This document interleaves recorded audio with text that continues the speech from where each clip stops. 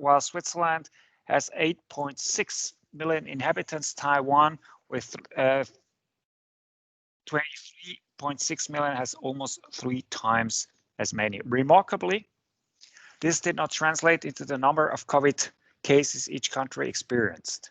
While Switzerland counted 8,237 cases per day at its peak in November, adding up to 500,000 in total till today, Taiwan never experienced more than 20 confirmed cases per day, and in total only had 828 cases. Switzerland registered more than 8,000 deaths. Taiwan only had 7.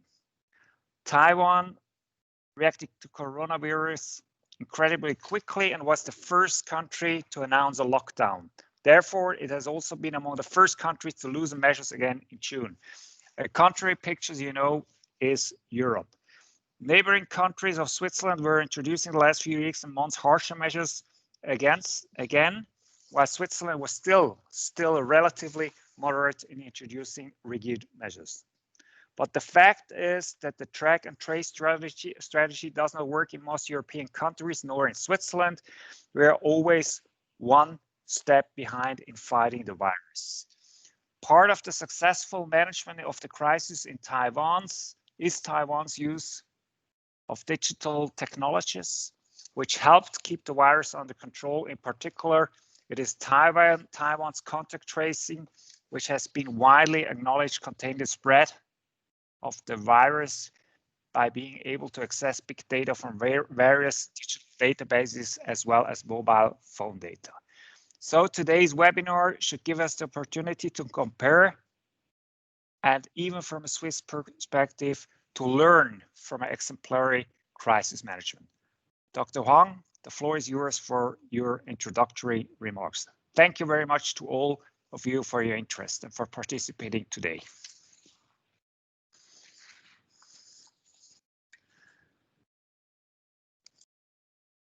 David, you have to unmute yourself.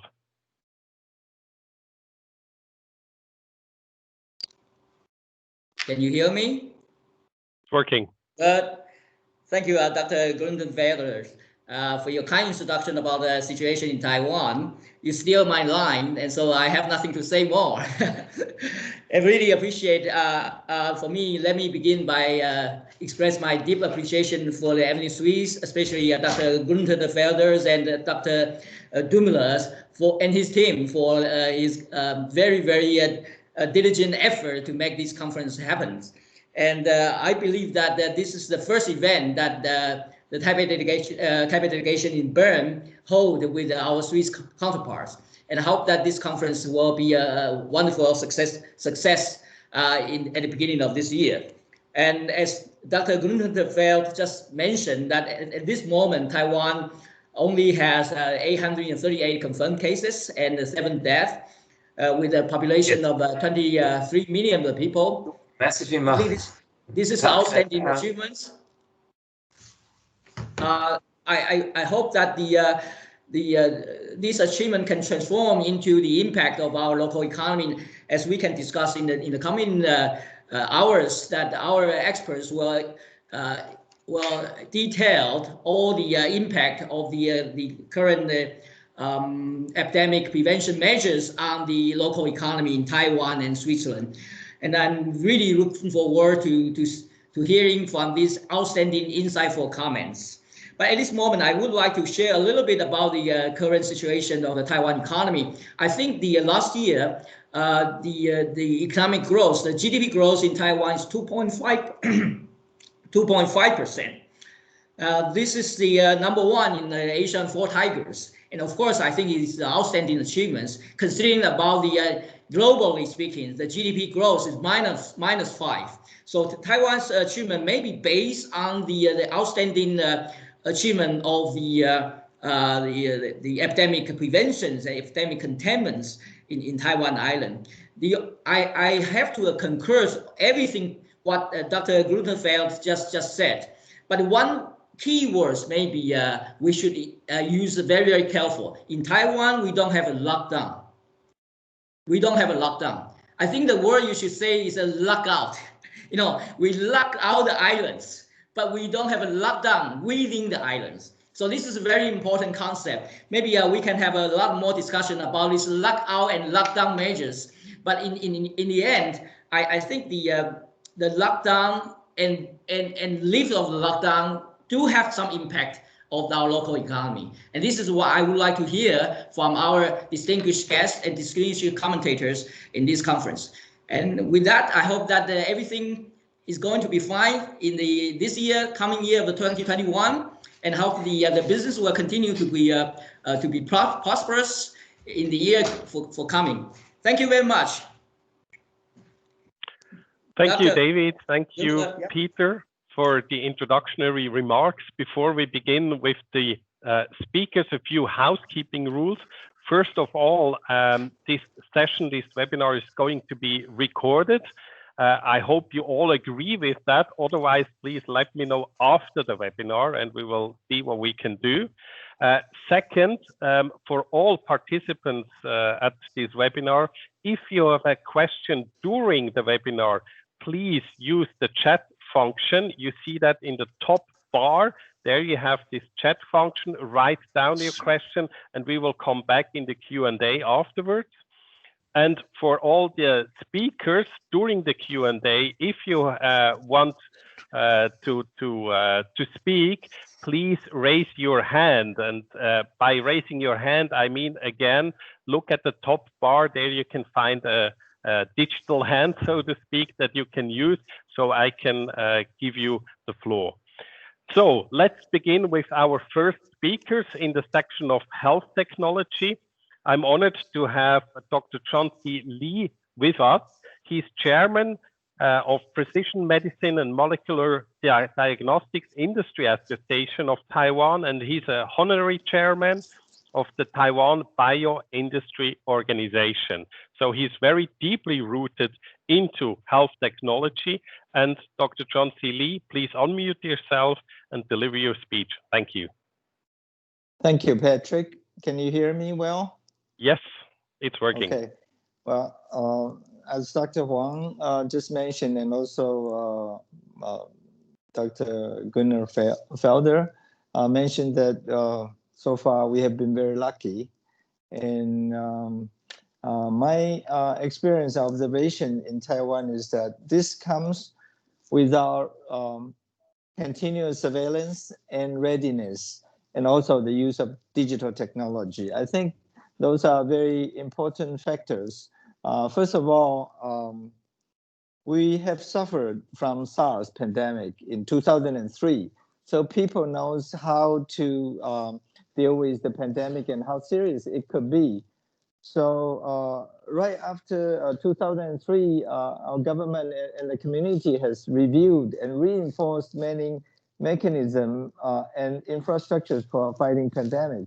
That includes adding more than 1,000 isolation wards and testing stations in many hospitals. We also rebuilt and reorganized our pandemic commanding system, including the warning, surveillance, and reporting system. So that, I think, helped us to be able to have a very early warning. I think we started second week of January to have a very tight border control. You know, considering we have 23 million populations, and at that time more than 200 flights per week from China, including direct flight from Wuhan. So that was very lucky that we started border control, also called the lockout, early in January. And I think, as I mentioned, it's like putting out a fire. When it's small, it's easy, but once it's spread out, it's very hard to control the fire. And so that is first factor, and partly because we, I think people understand the pandemic and knows how to deal with it, and we were ready for that, and partly because we have suffered before from SARS pandemic. Secondly, I think the digital use of digital technology were very important. In Taiwan, we have so-called 160% coverage of mobile and broadband. and that means everyone have a very good access to the digital technology, and that's part of it. And the other part is that we have a national health insurance IC card that contains a lot of digital information, including healthcare information, and including also later on being added to the card is the traveling information. So we have used that for rationing of some of the PPE, personal protection equipments, and also of control and tracing and containment.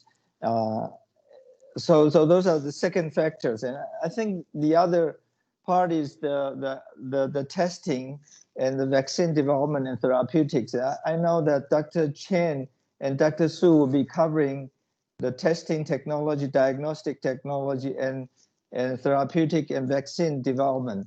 Of course, Taiwan has our own vaccine development program.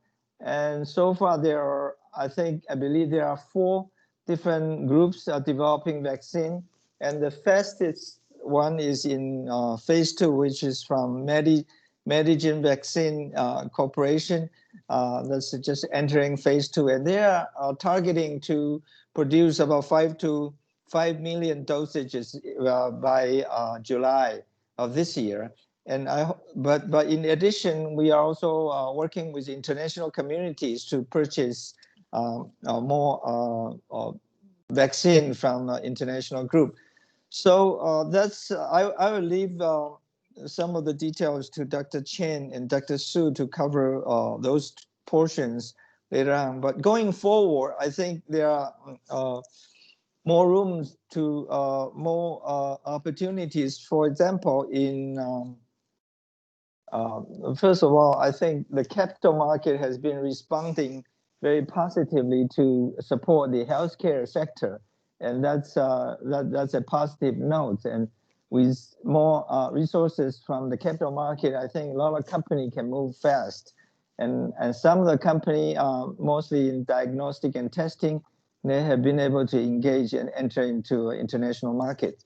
The other area is the people changing their behavior, more working from home, and so the telehealthcare become important. And I know that government is updating and modifying the regulations to facilitate telemedicine so that people can also get a better healthcare from distance.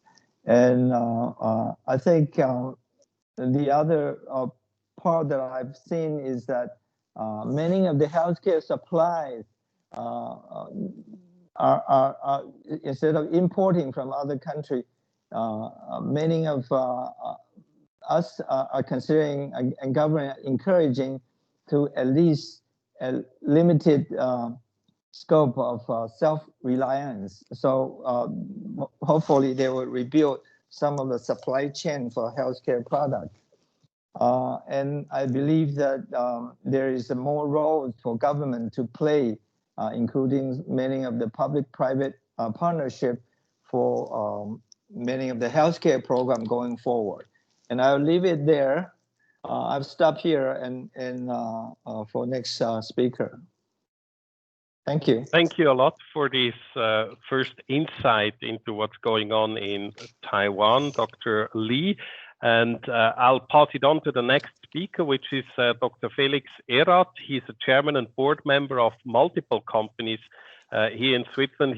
He as well is a lecturer at the University of St. Gallen and a former member of the executive committee of Novartis. Felix, please, the floor is yours. Thank you very much, Patrick. And ladies and gentlemen, I will share with you in the next couple of minutes couple of thoughts on 3 topics, a few quantitative and qualitative remarks, a few thoughts on the economic impact and measures, and obviously preliminary learnings and current dilemmas which we have in Switzerland. Now, let me start with the contribution of Switzerland and Swiss companies to the mitigation of this pandemic.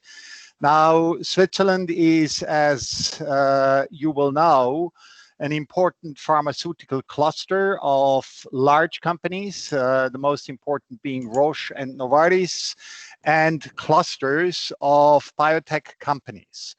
It is in addition the headquarter of important global trade associations, for instance, the IFPMA, the Global Association of Pharmaceutical Research Companies in Geneva.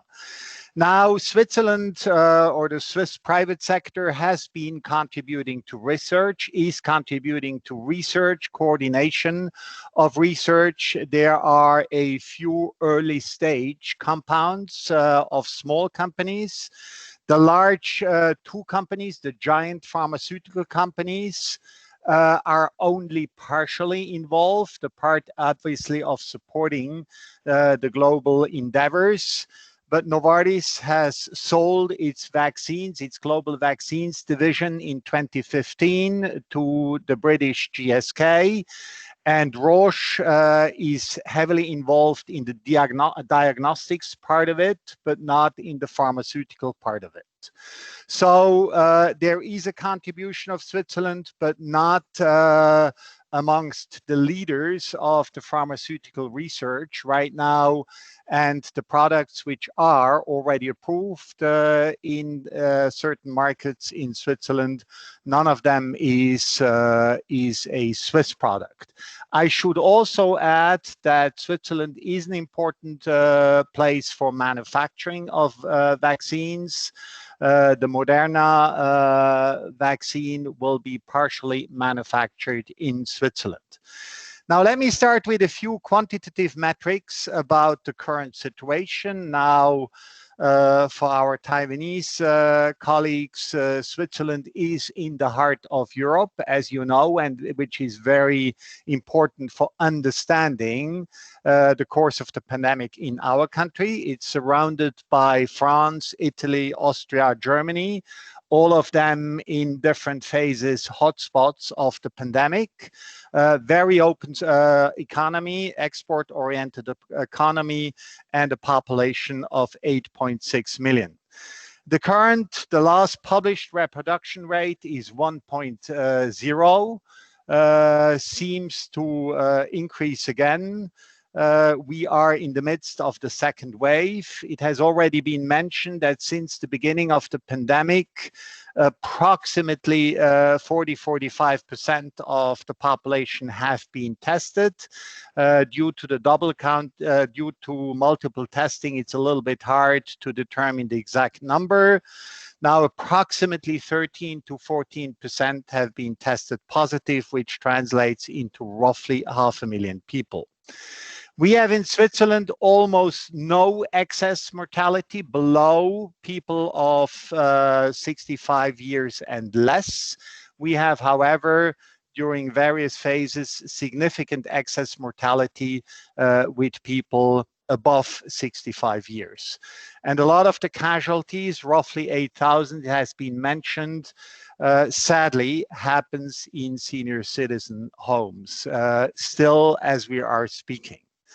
There are continuing concerns in Switzerland as to an overload of the healthcare system, in particular the hospitals. Further corroborated these concerns by a lack of healthcare personnel. Now, vaccination has started fairly timidly. A couple of days ago, only a few thousand people have been vaccinated so far. In Switzerland right now, only one vaccine is approved, which is the Pfizer Biotech vaccine.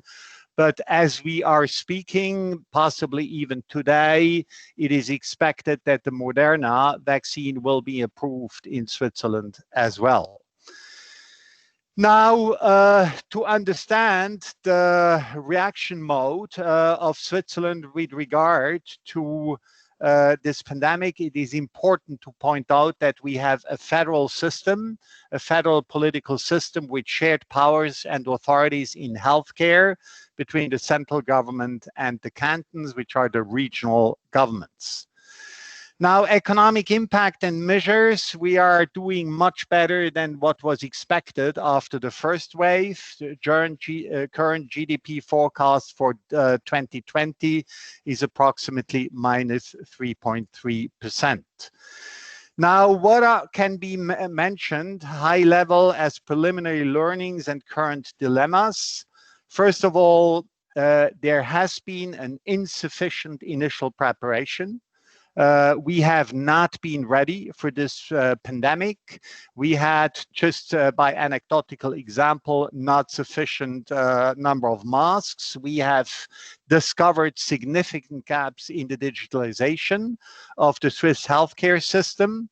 And we have also discovered that the political system had its pain in order to shift into the crisis mode. Voluntary behavioral adjustments, social distances, hygiene are important, but it's a mixed bag in Switzerland, because trust in government and access to correct information plays an important role in people's willingness to adjust, which have been criticized in the past. Now, last remark, the test and tracing infrastructure has been, to a certain extent, disappointing.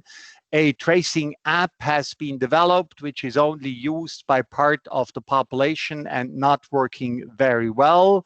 And one of the reasons which we might discuss in the conference might be the lacking cooperation between the public and the private sector. Last remark, tracing is politically sensitive in this country due to privacy concerns and concerns regarding individual freedom. With that, I give back to Patrick. Thanks a lot, Felix, for this first insight into Switzerland and how we are handling the pandemic. It's my pleasure to pass it on now to Dr. Chen. He's a division director. He works on issues like precision medicine, diagnostic technology, biomedical technology, and device research at the Industrial Technology Research Institute, ITRI, in Taiwan. Dr. Chen, please, the floor is yours. Yeah, thank you, Patrick. Ladies and gentlemen, good morning and good afternoon. Can you hear me? Yeah, okay. Yes, yeah. We can hear you. Yeah, sorry for my video camera is out of order now, so the video is not working again. So I just use the microphone to share our experience on this. And for now, till yesterday, Taiwan FDA has passed certified 26 products by local company. 18 of them is the nucleic acid detection, and in this kind of the product, 12 of them are traditional PCR. That's just a reagent, and 4 of them are POCT based. That means that can be used outside the laboratory. That's the product's purpose. And the 2 of them, including Dr. Johnsey's company, they developed a multiplex one, the array-based one. So that's the nucleic acid product now developed in Taiwan. And for the antigen and the antibody, we got the 3 antigen-based rapid test system in Taiwan now, and the 5 ELISA-based antigen or rapid test product in Taiwan being certified by Taiwan FDA, and several of them has been sent to got the CE-IVD also now. And during this process, as you know, in the introduction by Dr. Huang and Dr. Li, that because from the beginning we have got the experience 18 years ago about the SARS, so we are nervous about this one. So in February, our government has initiated some special program about this, and because ITRI, what I am working for is a government-based research institute, we are responsible for the nucleic acid development, and this is also helping the local company to get the resource to pass the TFDA, and the academia syndicat and the National Health Institute in Taiwan, they are responsible for the antigen and the antibody test. So that's what we are working for.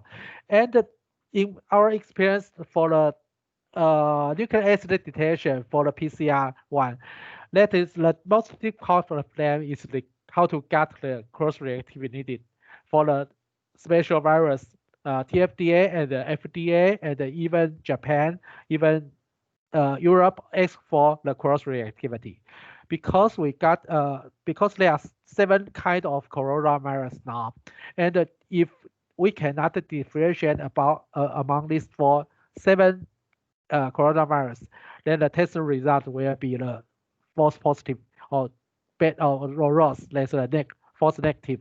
Then the epidemic cannot be controlled. So that's what we got a lot of experience and effort on this. Even we also collaborate with a lot of the BSL3 lab. That means the biosafety level 3. For only this kind of lab can incubate the SARS-CoV-2, that's the COVID-19 virus lab. So we just allocate or help work with the government and the medical laboratory to get the arrange all the company who needed the help with this kind of BSL3 company laboratory to certify their for cross-reactivity and the test result about that. So let's take a lot of time to handle all of this and help all the company to get the necessary and analytical and clinical validation of that. And that's what we are learning in this kind of things. But we also want to go outside of Taiwan, because for Taiwan the testing amount is only 0.12 million tests till now since the beginning of today, and that's why we still can use the small amount of testing to handle all the situation in Taiwan. But we can produce a lot of things, and some of the company has go outside and export to the global community.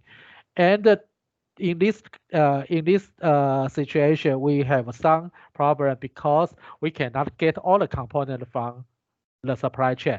So we rebuild almost all the nucleic acid supply chain inside Taiwan. So let's what we done in Taiwan for the diagnosis.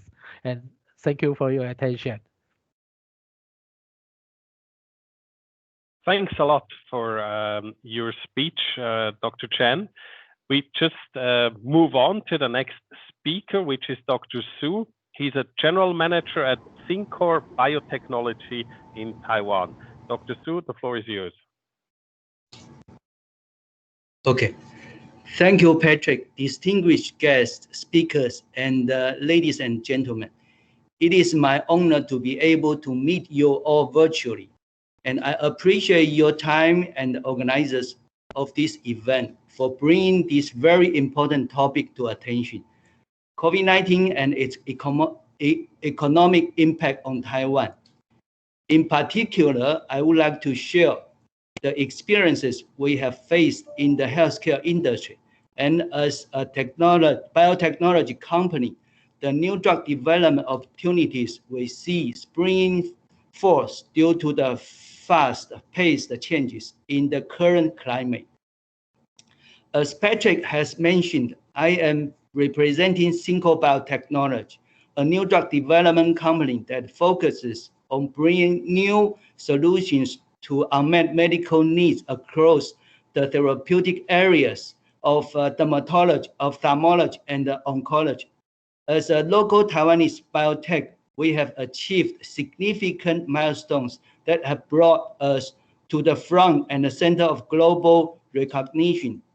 One of them being our recent accomplishment, where through our experiences with implementing multinational clinical trial sites, we have gleaned into the importance of multilateral partnership, which brings me to introduce our lead project, SB05/Endotech-1, for treatment of pancreatic cancer, consisting of 2 phase 2 clinical trials.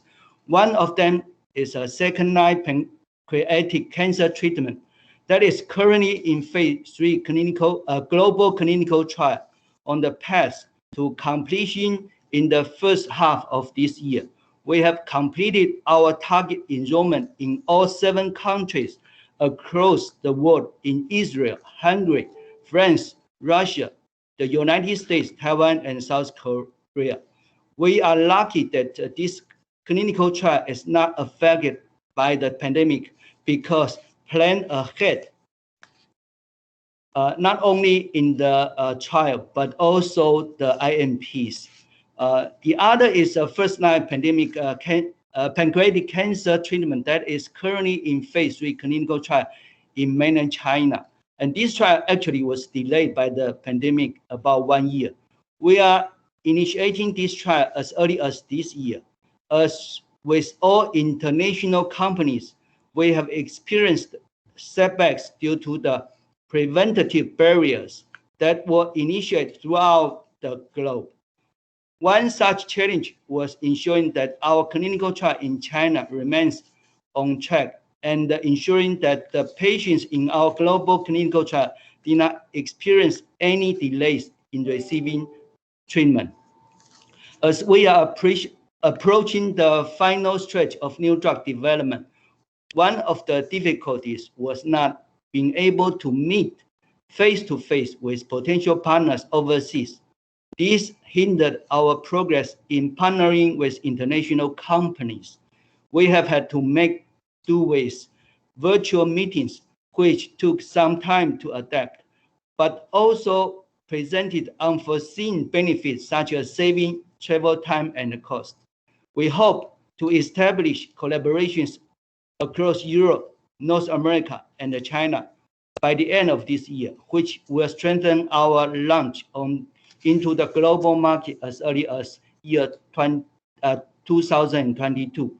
Despite the devastating impacts COVID-19 has had on human lives, we are grateful that it has brought biotechnology and innovation to the forefront of discussion. We also see this unprecedented phenomenon, the extraordinary speed that this industry has achieved to bring novel drugs and the vaccines from clinical trials to the market. It is not to say that fast-tracking the development of new drugs comes at the cost of safety and compliance, but it shows the tremendous amount of work that comes from making sure that each approved drug follows stringent measures that give patients the best possible care. At SynCore, we believe that we can utilize this mindset to continue to think of new solutions that better patients' lives, ultimately providing them with options, the choices to choose the best therapy for diseases that have high unmet medical needs. Thank you for your attention. Thank you, Dr. Xu, for the insights how your company is dealing with the pandemic. We're moving on now from health technology to a second section of the webinar, which is entitled Manufacturing, Transportation and Travel. First speaker here is Alexander Hagemann. He's CEO of the SynCore Group. Mr. Hagemann, the floor is yours. Thank you very much, Mr. Dümmler. I hope you can hear me well. Yes. Very good. For introduction, SynCore is Switzerland's largest electronics manufacturing service provider. We have approximately 2,000 employees, $250 million Swiss francs annual revenue, and 10 manufacturing sites in Europe and East Asia.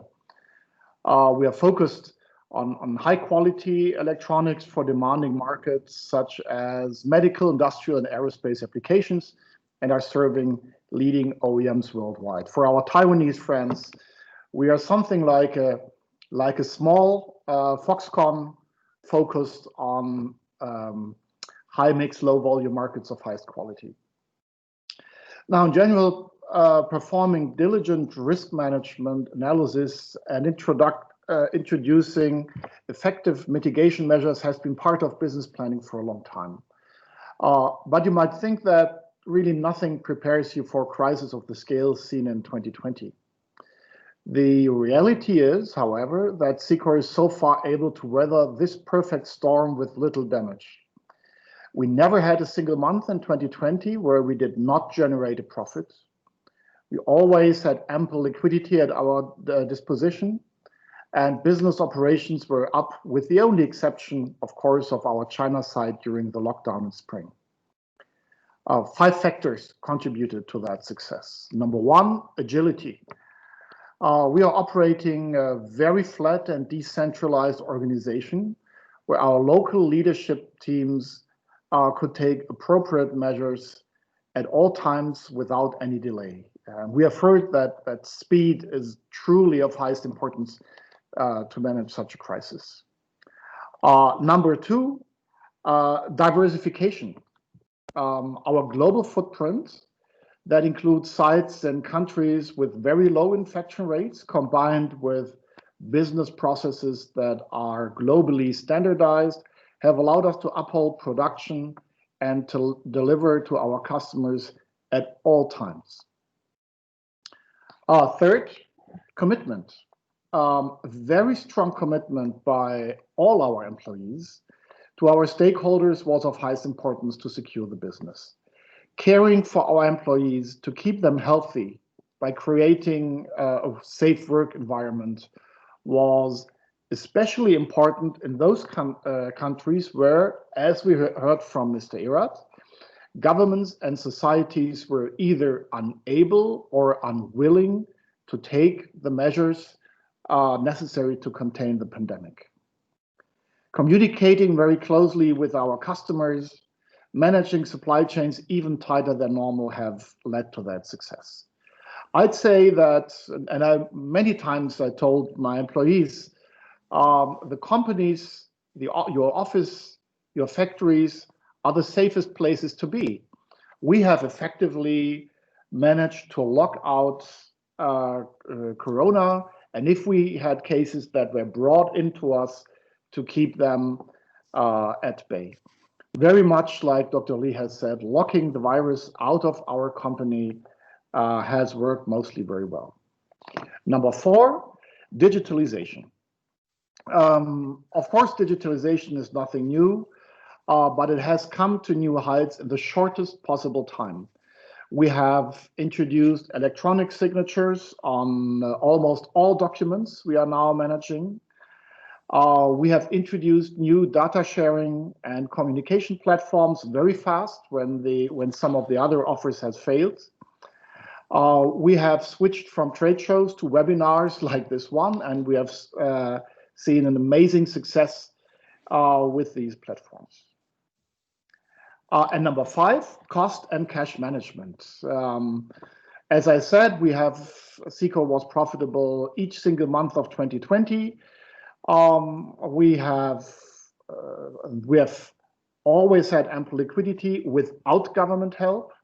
We have just drawn from our available syndicated loan arrangements that we are having.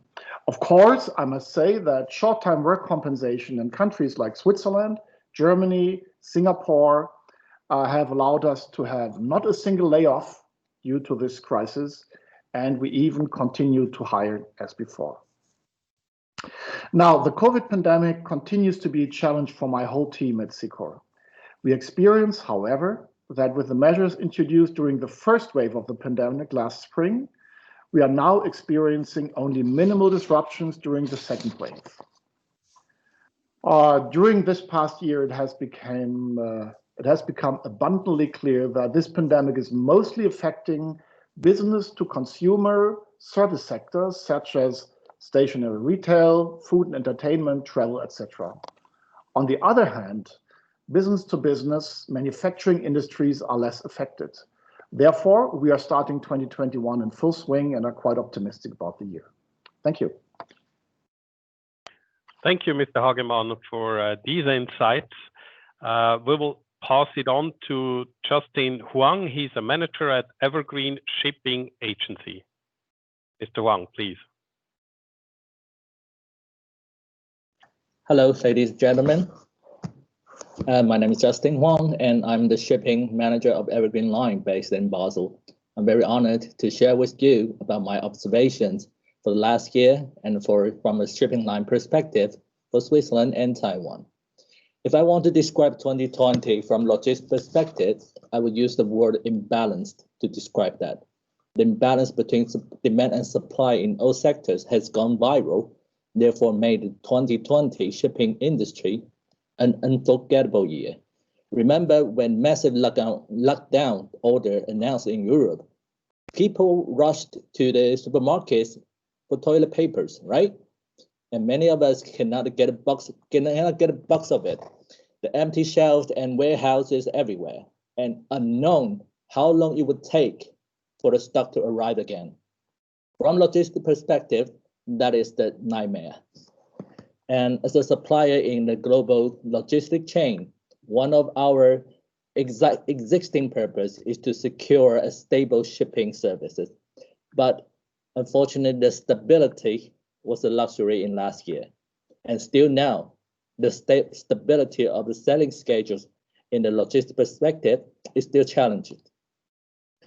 And all shipping lines in the last year were forced to cancel and reduce our services in the first half of 2020 with a never-seen scale of reductions. But then, in the second half of the shipping world, the demand returned very fast. And no one was ever expected that in the beginning of 2020, there was an estimation the whole shipping industry could suffer a $10 billion loss. But then in the end, every shipping line ends up a full pocket by the end of the year. So no one ever thought about that.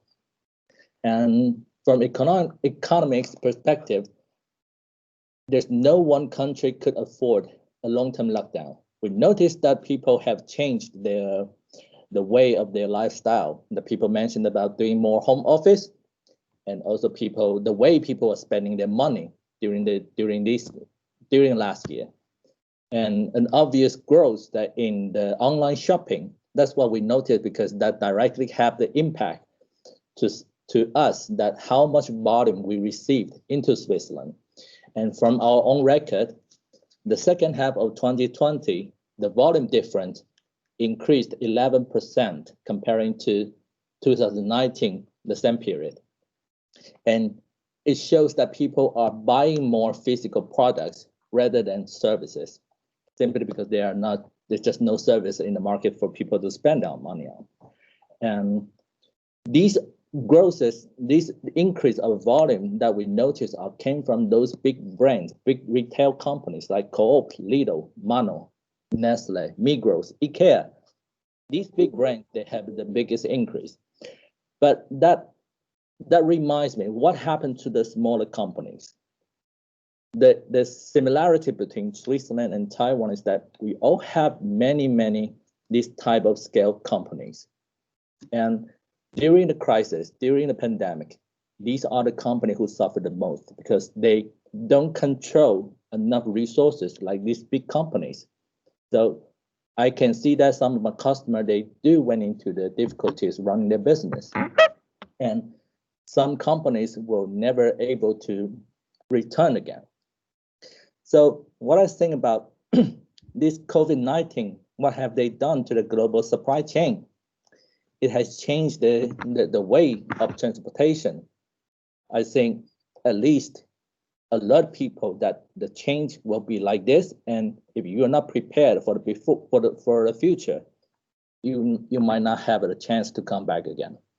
And as a shipping line, we start to think what a shipping line could help for these kind of customers. Well, in my experience with these customers, we noticed that they are not used to, some of these smaller customers, they are not used to do the international transportation because they think it's too complicated. They do not know how to do it, or it costs them too much to do it. As a carrier, yes, shipping can be complicated in the past, but nowadays everything is going digital, and we are also trying to make all the documents digitized as well to make it easier for these companies.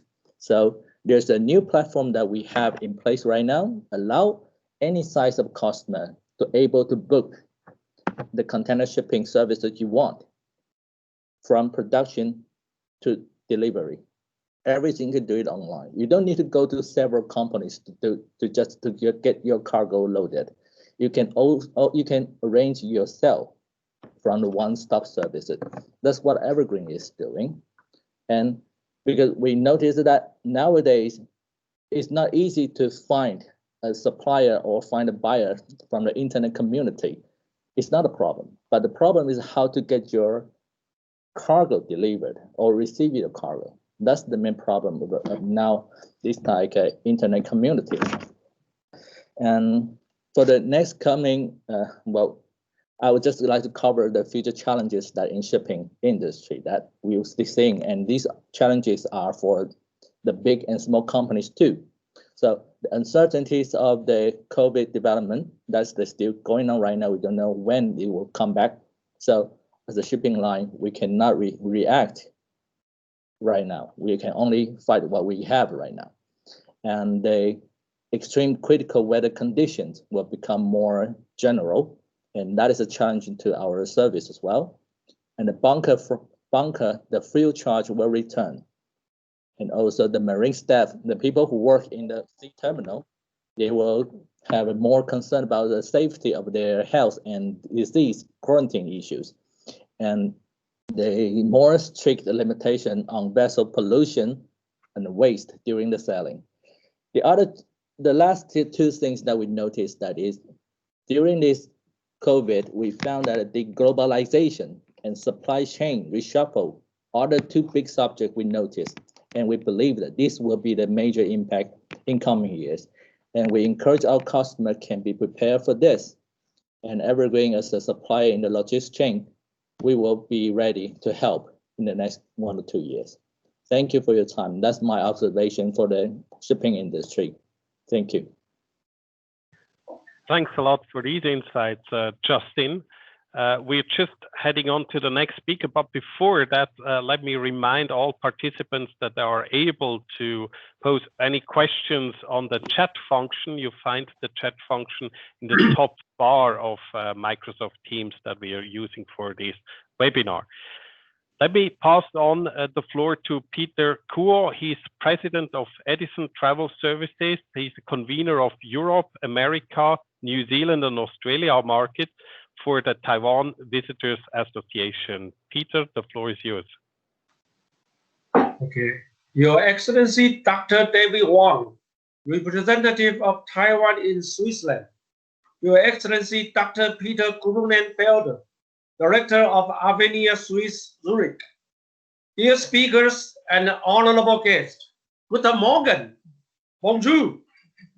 It is my great pleasure and honor to meet you and say something about Taiwan. My name is Peter Guo, the convener of Europe, America, New Zealand, and Australia market Taiwan Visitors Association. I am also the president of Edison Travel Service, which has been in service for 32 years in Taiwan.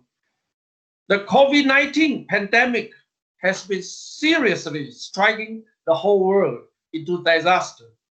Taiwan had experienced a tremendous drop of 88% for inbound visitors from January to November in the year of 2020 compared to the year 2019.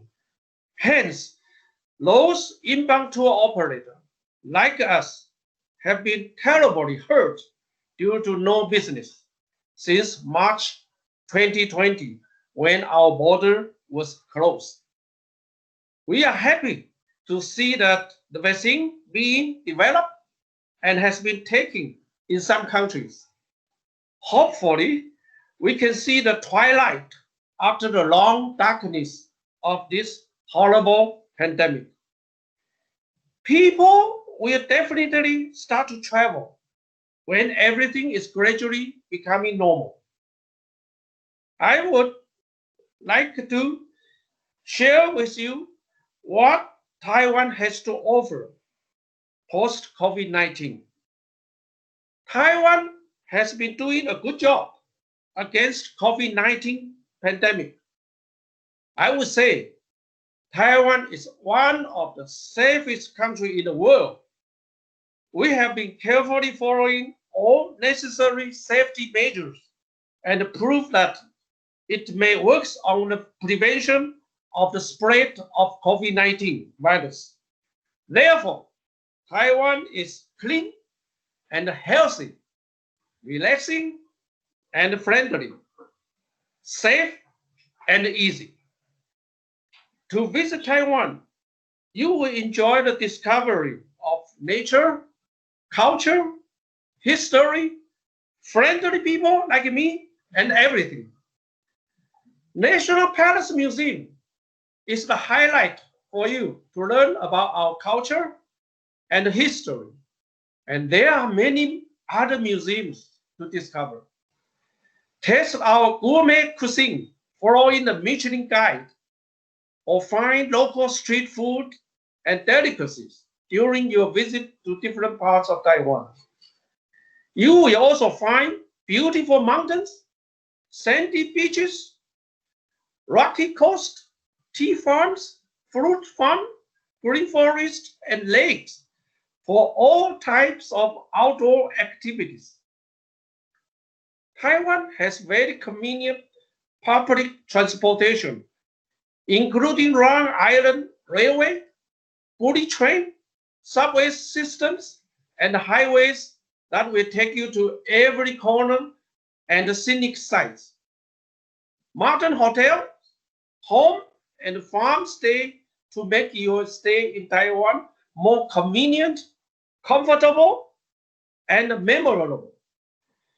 There are shopping malls, department store, and a night market for you to shop as much as you like. Indeed, Taiwan has everything you need. The most important point I would like to emphasize is Taiwan is a very safe place to travel. Not only it is safe against the COVID-19 pandemic, but Taiwan is so safe that you could visit anywhere without worrying about robbery or pilferage. For this reason, I sincerely welcome you to visit my beautiful country, Taiwan, to see for yourself. See you in Taiwan. Thank you.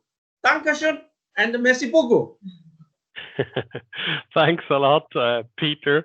Of course, we're all looking forward once borders are open again. Let's move on to the third part of our webinar today, which is about risk management and the future market development. First speaker here is Dr. Lin. He's a university professor for risk management and insurance. Dr. Lin, the floor is yours. Dr. Lin, can you hear us? Apparently, he's not among or no longer among us here in this webinar. So I suppose we carry on. Probably in the meantime, he will be logged on again. We will carry on with the next speaker after Dr. Lin. It's Ivo Menzinger. He's head EMEA for the public sector solutions of Swiss Re. Mr. Menzinger, can you hear me? Yes. Yes, hello, Patrick. Here I am. Thank you very much for inviting me and for the opportunity to participate in that exchange. I would like to structure my thoughts along three dimensions. On the one hand side, I want to talk very quickly about the impact of COVID-19 on our operation. I will speak, of course, on behalf of Swiss Re, but also cover the broader industry to some extent. Then I will talk about business impact to date, and then take a look at future challenges and opportunities that we see. So first of all, in terms of operations, the impact of COVID was very minor from an operational perspective. Business continuity planning has been, part and parcel of our DNA for a long while, and I think you would expect that from a risk management company. Slogans such as "owning the way you work" are very much established at our company. So working from home has been part of what we have offered to our employees for a long while. So the transition was actually remarkably smooth. We could immediately switch to the home office. Infrastructure was in place to actually do this, so minimal to no interruption. And most importantly, obviously, we've been very fortunate in a sense, both as Swissy but also as an industry, that our services and products continue to be in demand and are less affected, obviously, from the lockdown. So in that sense, we have been very lucky. In terms of business impact, COVID-19 is a significant loss event, obviously, for the industry. Loss estimate on a global level are between 50 to 80 billion US dollars. Some estimates actually go higher than that, but this is not extraordinary in the context of other events that could hit the industry, such as, for instance, large natural catastrophes. So it is an earnings event rather than a capital event for the industry. Swiss Re is no exception here. As one of the largest reinsurers in the world. We have claims and put up reserves to the tune of 3 billion US dollars, mostly from what we call lines of business such as life, so due to the excess mortality, health, but also travel or event cancellation insurance, and to some extent business interruption. Now, I think the elephant in the room is, of course, that this contribution from the insurance industry completely pales in comparison to the drop in economic output that we expect or has already manifested itself. We estimate that the drop in economic output across 2020 and 2021 amounts to something like 12 trillion US dollars. So the big elephant in the room for us is really business interruption following pandemic, and the fact that on a purely private basis, such a systemic risk is simply not insurable. There are certain principles that need to apply for making a risk insurable, two of which are you have to have a diverse risk collective where not everyone at the same time actually occurs a loss, but where you have diversification. And that is precisely what is not happening if you have a global pandemic. And secondly, you need to be able to quantify actually the frequency and the extent of the loss. I need to be able to model it and describe it actuarially. And since the actual economic loss is the result of lockdown, which is a decision by authorities, this is extremely difficult to model. So on a purely private basis, it is not insurable. And the big question for the future for us is, how can an economy to deal with the question of how can an economy be better prepared? On the one hand side, obviously, in terms of having all measures in place and the equipment that is needed, or or the tracing, for instance, to intervene with the appropriate measures and with the minimal impact on the economy. And I think there's a lot to learn from Taiwan for us, but also the question of how can we be better prepared financially, and can the insurance industry for a next pandemic play an even more relevant role. And I think there are two things in particular. I think ultimately it is more of a political question and a societal question of, do we want to be better prepared in the sense of having pre-financing in place through an insurance or risk transfer mechanism? And do we want to have rules and agreements, contractual agreements in place that define of who's getting what kind of a compensation? That is what an insurance mechanism can actually contribute. So the industry, I would say and argue, does have the tools to actually do this. We do have the relationships with all enterprises, essentially of an economy, and we do have the knowledge and the experience to actually determine which enterprise has suffered what kind of a loss, which can be a more targeted approach compared to, for instance, generic credit facilities. So the industry has a toolkit, but in terms of taking risk, additional risk, financial risk on its balance sheet, it's very, very limited due to the limitations I've actually mentioned before. So what we need is a public-private partnership where also the government actually takes the majority of the risk on its balance sheet. But it can be done. It has been done for a variety of other large and systemic risks.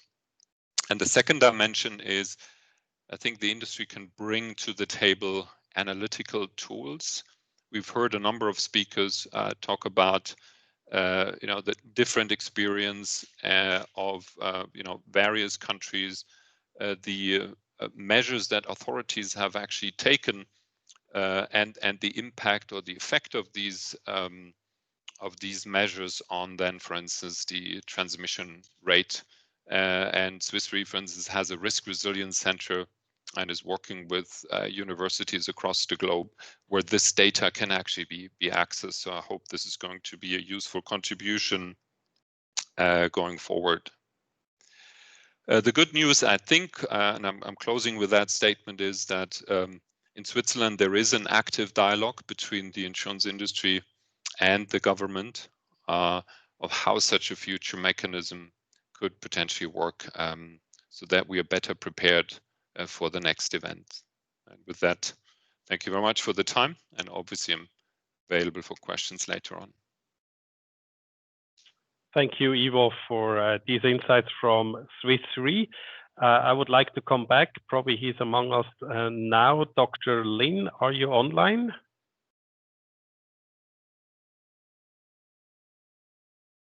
Apparently not.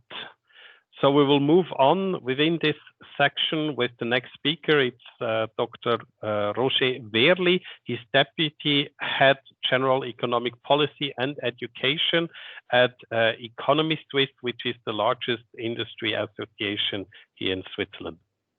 Roger, please, the floor is yours. Thank you, Patrick.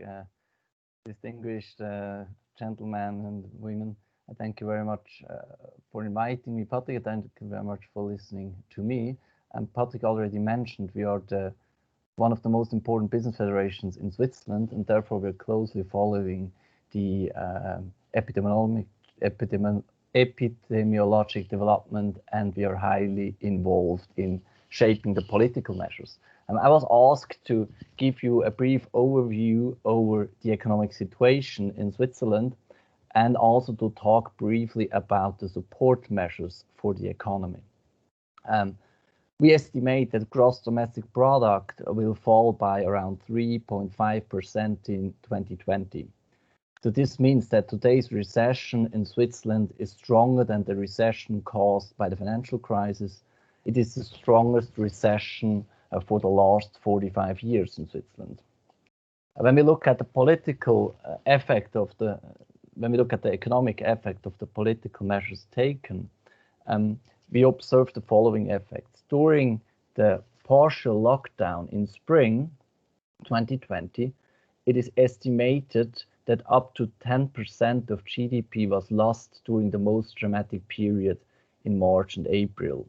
So that was when all shops were closed in Switzerland, etc., etc. But industries were still allowed to run. Now we've got again a partial lockdown in Switzerland, which is less severe than during spring. So stores are, for example, still open. And during the actual partial lockdown, we estimate by looking at real-time data that 2% of GDP is lost. So this means that around 1.2 billion Swiss francs or 1.35 billion US dollars is lost per month in this regime as we see it since December. Now our forecast for 2021 is that there will be a rebound in economic growth, and we expect that GDP will grow by 3.7%, although we expect a difficult first quarter in 2021. But once the population is vaccinated and the rising temperatures during summer lowered infection rates, confidence will come back and consumption and investment in Switzerland, especially equipment investment, will rise again. Swiss population, for example, has saved much more during 2020. We observe a high saving rate of around 26.6% of the income that is saved was saved last year. That is a huge amount. Additionally, real wages have increased during 2020.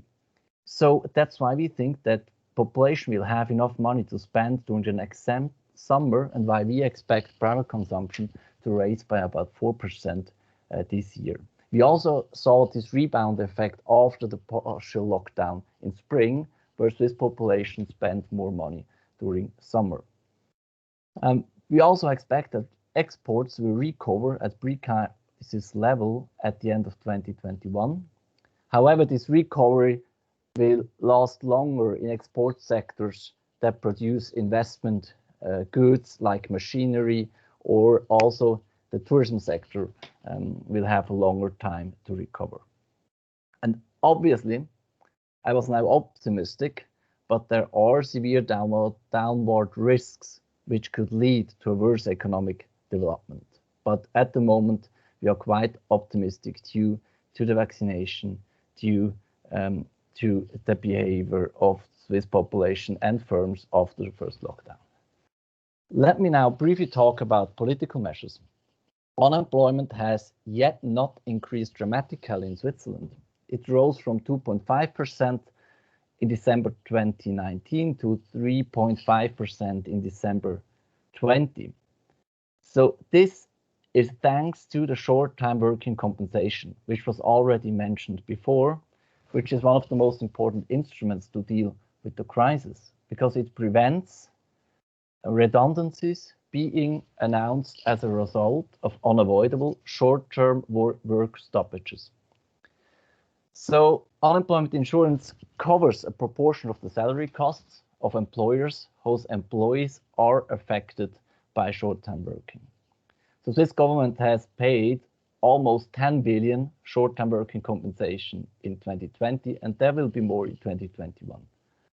And another instrument is the COVID-19 credits, which are guaranteed by the Swiss government. Around 17 billion Swiss francs of credits have been granted to Swiss firms until today. Together with other instruments, Swiss government has decided to spend up to 70 billion to support the economy. So at the moment, we estimate, or we think, that there would be enough money, but the major problem is speed. So a lot of firms that must remain closed have not yet received hardship assistance, right? So that's why we think that in the first period, Swiss government was very fast with short-time working compensation with credits. And now in the second wave, we've got a problem of speed regarding financial support of the economy. Thank you very much. Thank you, Roger, for these insights into some economic data, how Switzerland is doing. We pass it on to Reto Renkli. He's Director of the Trade Office of Swiss Industries in Taipei. Mr. Renkli, it's an honor to have you among us. Please, the floor is yours. Well, thank you. Thank you very much. Good morning to the participants in Switzerland. Good afternoon, participants here in Taipei, Taiwan. Great pleasure to attend this webinar. I was asked to say something about my impressions I've had. You know, I'm a Swiss living in Taiwan. I've been here for almost a year and a half, and of course, I'm also following the situation in Switzerland and the development in Switzerland, of course. And if we are talking about the situation here, Dr. David Huang mentioned that, you know, the situation is comfortable. Taiwan is estimating even an economic growth which is higher than 2%. Although driven by over 90% by exports, domestic industry, depending on the sector, looks a little bit different. But why has Taiwan been doing so well? Dr. Lee at the beginning was mentioning that, and I think it's a very important aspect because Taiwan, 17 years ago during the SARS pandemic, they made the experience I think Europe and the West is doing at the moment, you know. And after the experience they made during the SARS pandemic, I mean, they took strong decisions in order to restructure the epidemic structure. They implemented new processes, and that led really to early action a year ago. You remember that border controls were already introduced by the end of December 2019 for flights coming from Wuhan in China, and then relatively easy or early, there were implemented strict border controls in combination with strict quarantine, strict regulatory framework for and contact tracing. It was mentioned before as well. By using the modern technologies, which of course is a political issue in Switzerland, as in the West we do have another impact on data protection than here. Secondly, also clear communication by the government, clear structures, clear on a daily basis. News conferences are held. But I think early government action is one thing. I think another issue for the success story of Taiwan is also the social behavior, the behavior of society. I mean, I remember the discussion in Switzerland about masks becoming a symbol of individual freedom, and people, society criticizing government actions. Here in Taiwan, my observation has been that the society stands totally behind government actions. So the question here is the Taiwanese model, can that be copied in Switzerland, yes or no? I do have my doubts because the circumstances are different. Let's not forget, I think from what I observe, not only in Switzerland, but also in Europe as a whole or the West as a whole, the approach is that society and the economy needs to learn to live with the virus. The virus will not disappear, the virus will stay. So society and businesses needs to learn to live with the virus. The approach here in Taiwan is mostly to lock out the virus, which means to avoid the virus entering the island. So those are two different approaches, which are also then different, of course, with regard to the exit strategy. So it has been mentioned before, you know, we do all hope that the vaccine will be effective and the vaccine will change the situation quite fast, especially by the first half of this year. So if you have an approach in learning to live with the virus, you vaccine your population, you can quite easily go back to normal, because people will be able to travel, you will open the borders, etc. If you do have the strategy to lock out the virus, it's going to be very hard to open the borders and to go back to normal. So I think that's going to be a challenge coming over the next months in counters with those different approaches. However, I mean, the situation at the moment is quite extraordinary. And talking to Swiss companies here, and it has been said before also for the risk management in the future, you know, what are what has COVID-19 changed for them, and the main focus there is supply chains. And there's a difference between the first wave a year ago and the wave here, because talking especially to Swiss manufacturing industry here in Taiwan, I mean, they insisted by their suppliers, especially based in the mainland, to reinvest or to rebuild here in Taiwan. They wanted to be closer. So COVID has actually led to the fact that Swiss companies here are reshoring production capabilities to Taiwan in order to avoid disturbed supply chain. I think it's quite interesting what has been said by Mr. Menzinger from Swiss Re. What you also hear, who covers the cost of a pandemic? How can you prepare for that?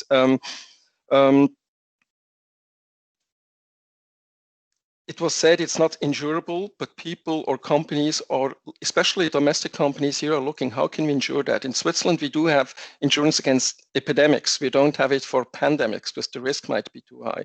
And in future, there might be, as it was mentioned before, a public-private partnership, maybe based on the system we have for the building insurance in Switzerland, that companies, especially SMEs, I'm talking about also the hospitality sector, which is highly affected in Switzerland, but also here in Taiwan to a certain extent, that such companies may have the opportunity maybe to insure themselves for certain risks. The question there, of course, who's bearing the cost for those risks? And the third point, which is also heavily discussed here, it's actually how do you react, is healthy public finances. If you have healthy public finances, if you save in good times, you're able to support companies or private households during crisis as it is now. So those three points with regard to the risk is supply chain, insurance sector, and public finances, what I hear here in Taiwan. And I'll leave it to that for the further discussions. Thank you very much. Thank you, Mr. Enkley, for these insights, a Swiss perspective, but based in Taiwan. We move on to our last speaker today in the section Risk Management and Future Market Development. That is Brian Lee. He's Deputy Executive Director, Market Development from the Market Development Department at the Taiwan External Trade Development Council. Mr. Lee, please, the floor is yours. Hello, everyone. This is Brian Lee from ITRI, the leading trade promotion organization in Taiwan. It's my great pleasure to be at this webinar. So the COVID-19 pandemic has sent the global economy into the worst recession since the World War II. But however, according to the World Bank latest report, the global economy is expected to expand 4% in 2021. Assuming an initial vaccine rollout becomes widespread throughout the year. Compared with other advanced countries, Taiwan and Switzerland see less economic impact after the outbreak, thanks to effective epidemic prevention strategies and control measures. Both of our nations maintain relative normalcy and are doing better than our neighboring countries. As Dr. David Huang mentioned, Taiwan has achieved a positive economic growth rate among a few countries despite the pandemic.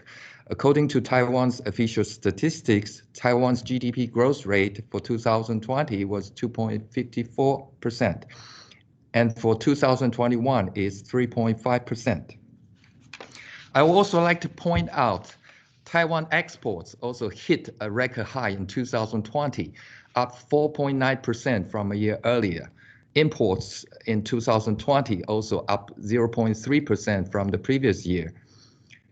Growth in exports was higher than the growth posted by China, Hong Kong, Japan, South Korea, and Singapore. Our official described Taiwan's export figures for 2020 as light at the end of the tunnel after they failed by 1.5% in 2019. Exports rebounded because of rising applications of emerging technologies such as 5G and the Cold War in the technology sector between China and the United States. Taiwan's success in controlling the pandemic also helped it get many orders diverted from other sources. And Taiwan's semiconductor sector continued to dominate the global market with advanced manufacturing processes. Taiwan is Switzerland's fifth biggest export market in Asia, and Swiss exports to Taiwan consist mainly of gold, chemicals and pharmaceuticals, watches, as well as machinery and electronic equipment. On the other hand, Taiwan is Switzerland's seventh import market in Asia, and Switzerland imports from Taiwan are largely made out of electronic and bicycle products and those related equipment and parts. Although Taiwan exports to Switzerland last year declined 10%, but total trade between our two countries have increased 14.1%. COVID-19 has changed the global business environment. It increased an interest across the world in diversifying production bases and significantly accelerated the supply chain restructuring. And in addition, it forced companies to go more digital. Digitalization is no longer an option but a necessity. As we are here to address the topic of risk management and future market development, I would like to share what ITRI, as a trade promotion organization, has done to support Taiwanese companies to create business opportunities and minimize the negative impact. With gathering limited and no international buyers coming to Taiwan, most of our promotional services have gone online, taking forms such as online forums, online B2B trade meetings, and virtual exhibitions for our business partners. To give you a figure, last year, ITRI organized more than 10,000 online one-on-one trade meetings for our businessmen with foreign buyers. And moreover, we also create a digital commerce academy offering training service package, which includes e-commerce and marketing courses, workshops, and so on, in order to support our SMEs' digital transformation during this hard period. Another successful example is last June, ITRI launched Taiwan Global Anti-COVID-19 Pavilion. It's an online information center in cooperation with over 2,000 local firms and 20 medical institutions, combining multiple functions such as experience sharing videos, Taiwan model approaches, epidemic prevention industries, frequently asked questions, and medical services, as well as global anti-pandemic business map. The Pavilion is a one-stop web portal linking Taiwan's COVID-19 response team with the international community. It connects Taiwan's public health and equipment suppliers, carries editorials from Taiwan's public health experts and online seminars, highlighting its role as a knowledge-sharing platform and a resource for a broad spectrum of outside stakeholders.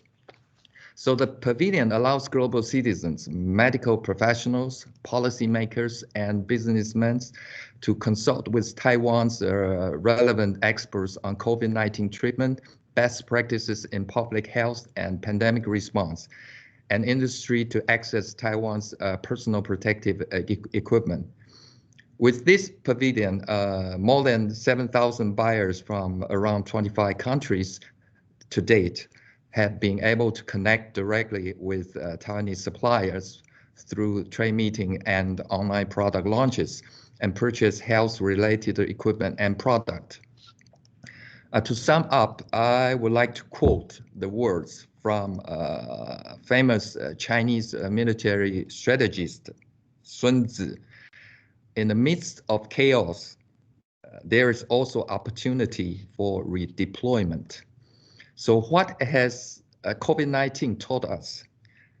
I think C stands for competence to manage crisis, and O means online, merge, offline business approaches. And V refers to vaccination needed for our V-shaped recovery. And I is our immunity and recovery ability to build up a resilient supply chain. And D, of course, is digital transformation. All enterprises should adopt. Thank you. Back to you, Patrick.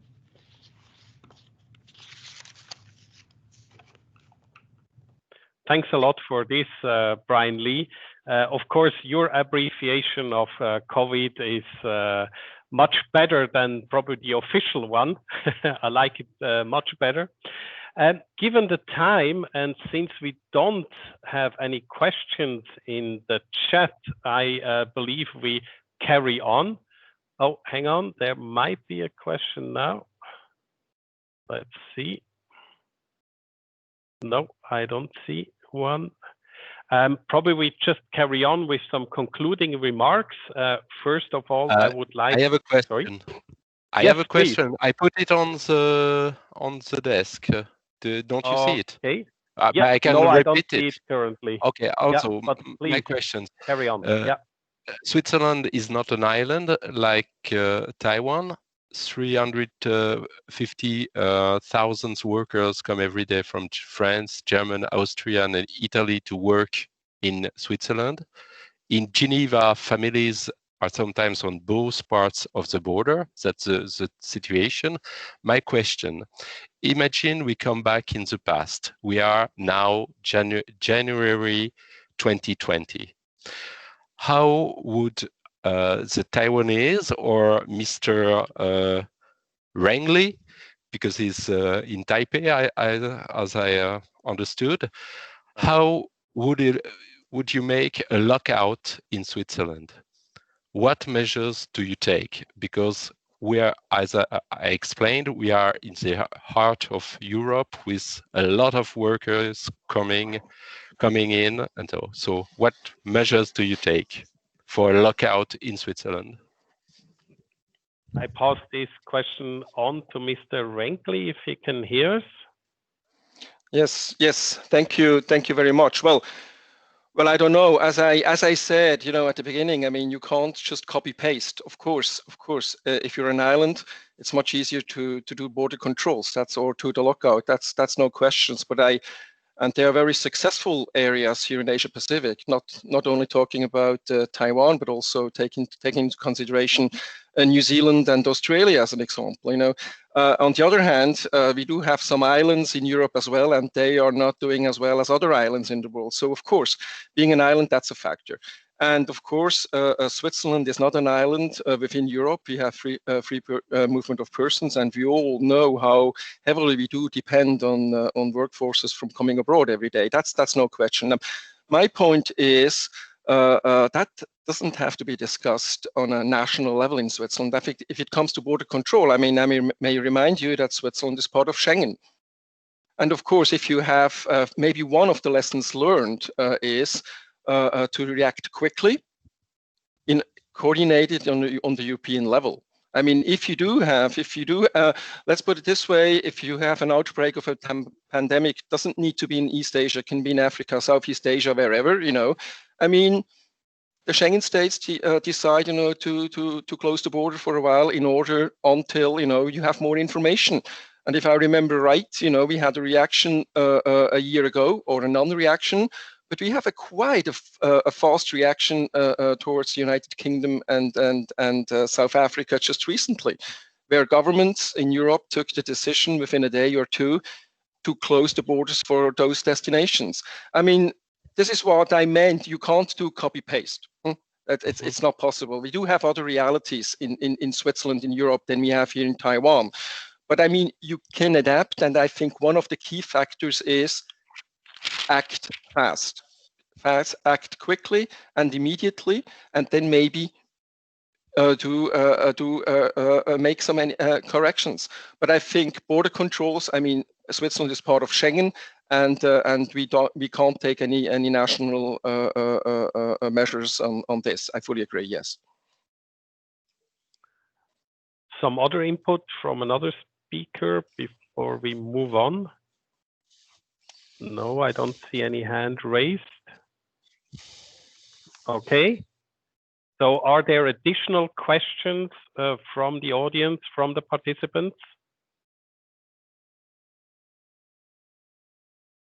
I don't hear or see anything in the chat function. So we move on to the concluding remarks. First, David, and then Peter. David? Well, thank you very much. I think I can summarize our discussion into the 5 points. First, it's about the philosophies. In Taiwan, we believe that the healthy economy is premised on healthy populations. That's why all the policies, priorities are catering to the COVID containment first, then promote the economies. And in the end, the economy got to go robust growth in Taiwan. Whereas in Switzerland or in other European countries, you have a strategy called the peaceful coexistence with the virus. And then, of course, then you have to management of the positive cases and also the hospitalization rate. And because of that, the cases grow up, the hospitalization rates grow up, then you need to have certain drastic measures to lock down. And that creates certain uncertainty for the business and for the economies. And I don't say that which one is better or worse, but I think this is the difference between the philosophies. Second, I think my second point is about the experience make differences. And a lot of our guest speakers already mentioned the SARS experience in Taiwan actually allowed the population to be more alerted of this COVID. And so that we treated SARS, we treated this COVID as if it is SARS. But in fact, the mortality rate of SARS is 70%. And the mortality rate of the COVID is only less than 2%. So, but the population actually get alerted so much that we allow the government to impose a drastic measure or impose the most effective measure in the very early stages. That's why that we have so-called a preempt deployments strategy that allow the Taiwan to deploy a lot of measures ahead of the virus, 1 step further, 2 steps further, even 3 steps further, and that makes differences. So, for example, I think the national emergency centers and measures initiated as early as in January. And this is at very early stages of the epidemics. And that allowed us to trace very, very few cases. So the contact tracing strategy work in Taiwan because it's very labor intensive. If you have many, many cases and you lost track of all the contacts, that created a lot of a problem. Right now in Europe, you see. Now, again, that in the early stages, the experience of the SARS also allowed us to mobilize all the measures to protect, to produce the PPE and how to be effective to distribute these PPE, like face masks, gowns, goggles, these sort of things. This is very important in the early stages, but that experience makes difference. I believe that with this COVID experience, Switzerland and other European countries can also make a very, very early preparation of the next pandemics. And thirdly, I think geography makes differences. Geography determines the COVID comeback strategy. As Ambassador Rankley just mentioned, that Switzerland is an inland. Taiwan is an island. Inland and island strategies make a difference.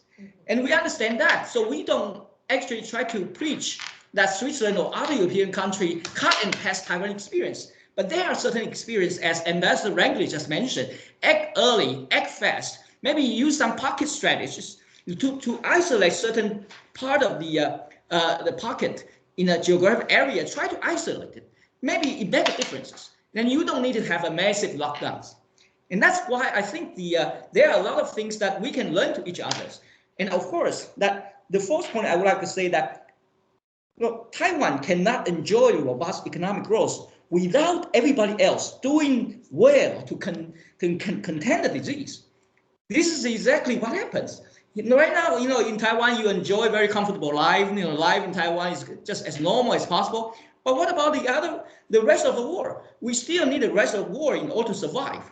So I think we as a Taiwanese, we generally hope that all our European friends can control the disease as early as possible, as soon as possible, so that Taiwan can also benefit from your recoveries. And finally, cooperation is always better than confrontations. There's no confrontations between Switzerland and Taiwan, but the real problem between Switzerland and Taiwan is more or less cooperation. I hope in the coming future, we have more cooperation between Switzerland and Taiwan. Thank you.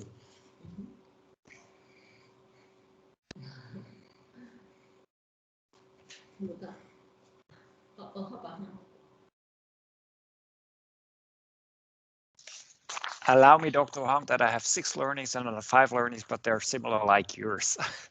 Firstly, as you said, I think that's very clear. First learning, Taiwan already experienced a pandemic in the year 2003. Taiwan learned its lessons, and let's hope that Switzerland and the European countries will learn their lessons too in last year and this year. Secondly, providing enough testing facilities is essential, as it was mentioned, not only in hospitals. Thirdly, implementing an early warning system and border control. And when I listened to the question before by our journalist from Geneva, I'm talking not about border control at the Swiss border, I'm talking about European border control, because the free movement of persons is too important, not only in Switzerland, all over Europe, because it's part of our prosperity. But European border control would be also a necessity for the next pandemic situation. Fourth, that means also providing enough digital technology. It's very important. It was mentioned several times, the need of digital technology, and that means fifth, lesson number 5, the need for public-private partnership, for better public-private partnership, especially in Europe, because the private industry is very highly innovative in finding solutions, fighting the pandemic situation. Lesson number 6, as was said by our representative in Taiwan, societies and economy need to learn to live with the virus. We never will get rid of it, otherwise the next virus will come up. That also means for economy change, to be ready to change of supply chain. And as it was said, not a lockdown strategy, but also a lockout strategy, but that means a lockout out of the European borders, not only out of the Swiss borders. Because I'm only Swiss, I'm also European, to make that clear. That's my concluding remarks. Thank you very much. It was enlightening. It was interesting, highly interesting. I personally learned a lot. And thank you to my close colleague, Patrick. You did a fantastic job. Thank you all. We wish you a good lunchtime or a good evening. Thanks for participating for all participants and speakers. Goodbye.